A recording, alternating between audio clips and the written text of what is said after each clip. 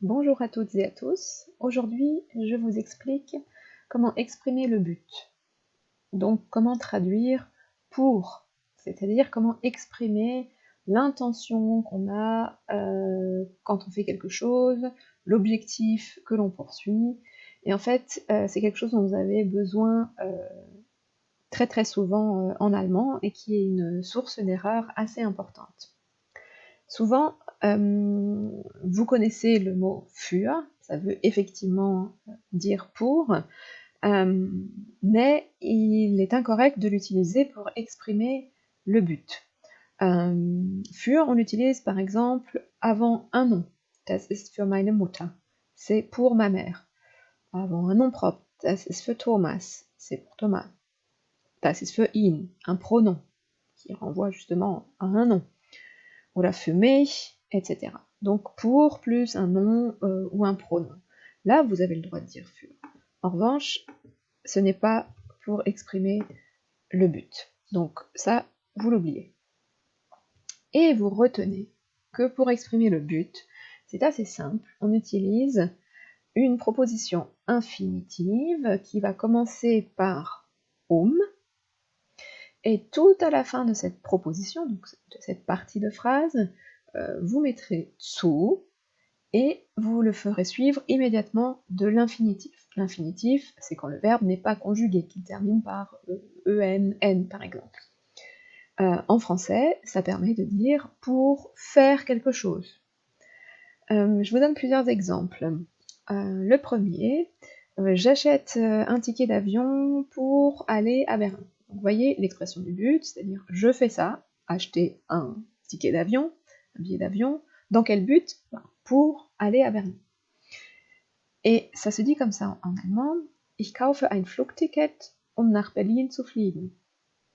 Donc ça c'est ce qu'on appelle la principale, et de cette principale dépend une autre proposition, c'est la proposition infinitive.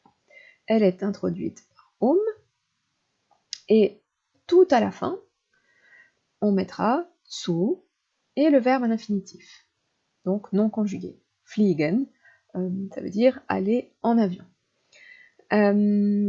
Et contrairement au français, il faudra bien faire attention parce que l'infinitif est tout à la fin. En français, je dis j'achète un billet d'avion pour aller à Berlin. Je mets tout de suite mon infinitif. Donc là, on aurait envie, nous, de mettre aussi l'infinitif. Et en fait, non. Il faut le garder le plus longtemps possible en mémoire et placer tous les autres éléments avant de terminer la proposition et la phrase. Très important aussi, il faut retenir qu'il y a une virgule avant la proposition infinitive et que ça peut constituer une erreur de l'oublier. Je vous donne d'autres exemples. Ich stehe früh auf, um pünktlich in der Schule zu sein. Je me lève tôt pour être ponctuel à l'école. Donc vous voyez là, on a l'infinitif du verbe sein, le verbe être, il se termine par en comme ce dont vous avez l'habitude, mais ça marche aussi. Je me lève tôt pour être, non mais être tout de suite là, et en allemand non, il faudra le placer tout à la fin, et il faudra le faire précéder de dessous, sans oublier la virgule avant. Er macht seine Hausaufgaben, um gute Noten zu haben. Il fait ses devoirs pour avoir de bonnes notes. Wir kaufen Gemüse ein, um einen Salat vorzubereiten. Alors là, c'était pour vous montrer un exemple de verbe après verbe séparable. Ça veut dire préparer. Donc nous achetons des légumes dans le but pour préparer une salade. Et ici, j'ai donc intercalé le dessous entre le préverbe et le verbe à l'infinitif. Le reste du verbe à l'infinitif. Voilà. Donc, mais ça n'a pas changé, cet ensemble-là, je l'ai mis tout à la fin de la phrase. Dernier exemple, hast du einen neuen Computer gekauft, um schneller zu arbeiten? Est-ce que tu as acheté un nouvel ordinateur pour travailler plus vite? Donc pour, vous voyez, pour faire quelque chose, ici, donc pour faire quoi? Pour travailler plus vite. dans tous les cas, ce qu'il faut que vous reteniez, c'est que umzu ne s'emploie que si le sujet de la principale est identique à celui de la proposition infinitive. La principale, c'est ce qui est là, le premier élément de la phrase. Ces phrases, elles se composent de deux propositions, d'une proposition principale dans laquelle il y a un verbe conjugué qu'on place en deuxième position dans la phrase déclarative, ici c'est une question, donc en première position, et en plus de cette principale, eh bien on y a accroché en quelque sorte une autre proposition qui est une proposition infinitive, parce qu'elle n'a pas de verbe conjugué, mais un verbe à l'infinitif. Et on utilise umzu quand le sujet de la principale, c'est ce que j'ai mis en bleu ici, est identique au sujet de la proposition infinitive. Vous voyez qu'il n'y a aucun sujet en bleu dans la proposition infinitive, et pour cause, c'est parce que de toute façon, c'est le même, donc on n'a pas besoin de le dire. Par exemple, macht seine Hausaufgaben, gute Noten zu haben. Il fait ses devoirs pour avoir de bonnes notes. Donc la personne qui fait ses devoirs et la personne qui a de bonnes notes, qui souhaite avoir de bonnes notes, ben c'est la même. Ici, nous achetons des légumes pour faire une salade. On comprend que ceux qui ont acheté les légumes sont aussi ceux qui vont préparer la salade. Donc voilà, ça c'est important déjà de le comprendre pour faire la distinction avec l'autre moyen, l'autre façon d'exprimer le but, avec la conjonction damit. Et cette conjonction, elle introduit non pas une proposition infinitive, comme avec umzu, elle introduit une proposition subordonnée. Et là, normalement, vous devez penser immédiatement, proposition subordonnée, ça signifie qu'il faut que je mette le verbe tout à la fin. Et cette fois-ci, ça sera un verbe conjugué, non pas un infinitif. Donc ici, j'écris V, ça sous-entend verbe conjugué, et fin, c'est-à-dire je le place tout à la fin de la proposition. Et là, il y a une nuance, ça n'exprime plus l'idée de pour faire quelque chose, ça exprime quand même le but, mais en français, on dirait afin de faire quelque chose, ou pour que je fasse quelque chose, ou pour que je sois ceci, pour que j'ai, etc. Vous remarquerez que en français, on utilise ici le subjonctif. Elle se dépêche pour qu'il soit à l'heure, par exemple. Là, et qu'il soit, c'est un verbe conjugué au subjonctif. La bonne nouvelle, c'est que en allemand, on n'aura pas besoin de conjuguer ça autrement qu'à l'indicatif, par exemple au présent. Alors ça nous semble un petit peu bizarre, parce qu'on a tellement l'habitude d'utiliser notre subjonctif qu'on ne sait pas trop quoi faire avec le verbe, à quel temps le conjuguer, etc. Et pour cause, il n'existe pas ce subjonctif-là, en tout cas en allemand. Mais il faut penser de façon très simple à le conjuguer, par exemple, au présent. Alors, la première phrase des exercices, des exemples ci-dessus, eh bien, je vais les transformer en vous montrant ce que c'est si on change de sujet dans l'autre proposition. Si on n'a pas le même sujet dans la proposition principale et dans l'autre proposition, ici, donc, il s'agit d'une proposition subordonnée, comme je viens de le dire. Donc, par exemple, si c'est moi qui achète un billet d'avion, mais pour que toi, tu ailles à Berlin en avion, eh bien, je dirais « Ich kaufe dir ein Flugticket, damit du nach Berlin fliegst ».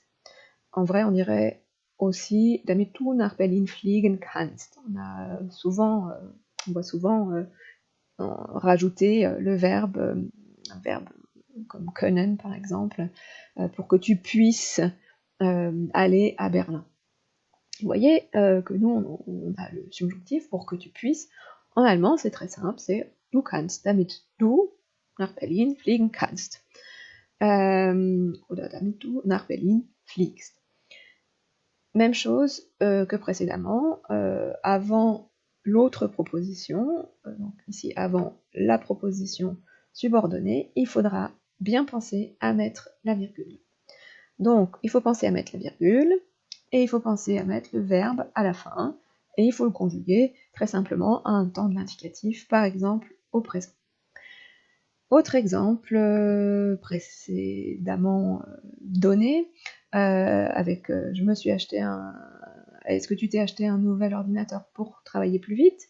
Ben là, si on imagine que c'est toi qui m'as acheté un nouvel ordinateur pour que je travaille plus vite, pour que je puisse travailler plus vite, eh bien on dirait comme ça. Hast du mir einen neuen Computer gekauft, damit ich schneller arbeite? Est-ce que tu m'as acheté un nouvel ordinateur pour que je travaille plus vite? Voilà, on n'est plus comme avant avec je m'achète un nouvel ordinateur pour travailler plus vite, c'est moi qui compte ainsi, qui est l'objectif de travailler plus vite. Et bien là, c'est quelqu'un qui m'a acheté un ordinateur pour que moi, je poursuive un objectif. Il y a deux personnes qui sont impliquées ici. Et le sujet est différent dans la principale et dans la proposition subordonnée. Wir besuchen unsere Großmutter, damit sie nicht alleine ist. Nous rendons visite à notre grand-mère pour qu'elle ne soit pas seule. Donc vous voyez, on a ce soit là, et bien en fait c'est tout simplement sie ist nicht allein, ça ce serait la phrase déclarative, sie ist nicht allein, et si on transforme cette phrase déclarative en une subordonnée, qu'on introduit par la conjonction damit, afin que, eh bien ce sera damit sie nicht alleine ist. Dernier exemple, seine Oma gibt ihm Geld, damit er sich ein neues Fahrrad kauft. Sa grand-mère lui donne de l'argent pour qu'il s'achète un nouveau vélo. Ou alors pour qu'il puisse s'acheter un nouveau vélo, damit er sich ein neues Fahrrad kaufen kann. Donc vous l'aurez compris, la proposition subordonnée introduite par la conjonction damit s'utilise quand le sujet de la principale est différent de celui de la proposition dont elle dépend, donc de la proposition subordonnée ici dans notre cas. Le verbe est obligatoirement conjugué et se place à la fin de la proposition subordonnée. Donc vous voyez, avec umzu, on avait un verbe qui n'était pas conjugué, qui était à l'infinitif, mais tout à la fin de la proposition. Là, il reste aussi à la fin de la proposition, mais il faut penser à le conjuguer et ne pas oublier la virgule avant damit. En pratique, dans les exercices qui vous sont donnés, on vous demande souvent de relier deux propositions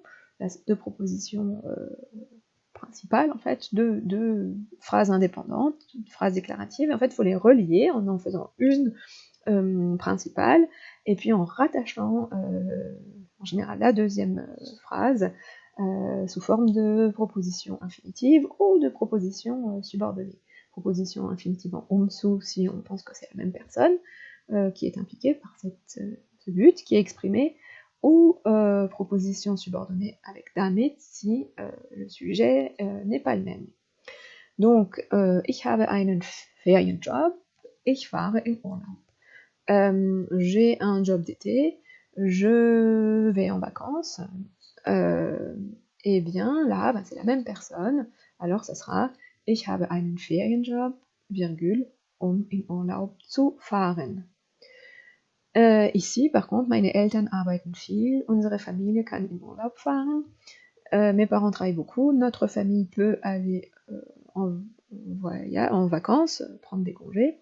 Donc, meine Eltern et unsere Familie sont deux sujets différents. Et donc, on dira meine Eltern arbeiten viel, virgule, damit unsere Familie in Urlaub fahren kann. Donc, ce qui était ici, verbe en deuxième position, il faudra bien penser à le mettre à la fin. Voilà, j'espère que c'est plus clair à présent, et je vous dis à bientôt pour une nouvelle vidéo.